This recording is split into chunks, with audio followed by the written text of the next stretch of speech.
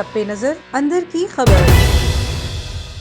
वफाकी वजीर तालीम शफकत महमूद कहते हैं कि 7 सितंबर को फैसला होगा स्कूल 15 सितंबर को खोलने हैं या नहीं।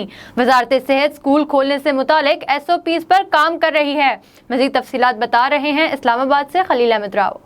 इस्लामाबाद में अपनी वजारत की कारकर्दगी से मुतल्लिक न्यूज़ कॉन्फ्रेंस करते हुए वफाकी वज़ीर शफकत महमूद ने कहा कि 7 सितंबर को फैसला होगा स्कूल 15 सितंबर को खोलने हैं या नहीं।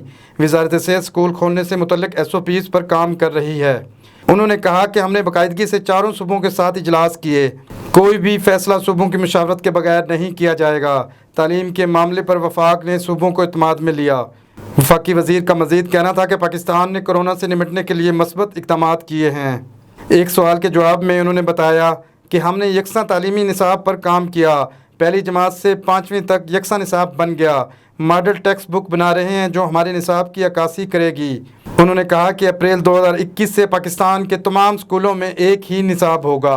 कैमरामैन तनवीर हुसैन के साथ खलील अहमद राव, A1 TV, इस्लामाबाद। बहुत बहुत शुक्रिया खलील अहमद राव में तफसीलात से आगाह करने का। A1 TV से फिल वक्त इतना ही। मज़ीद खबरों और तफसीलात के लिए आप विजिट कर सकते हैं हमारी वेबसाइट a1tv.pk और आप हमें फेसबुक और यूट्यूब पर भी फॉलो कर सकते हैं।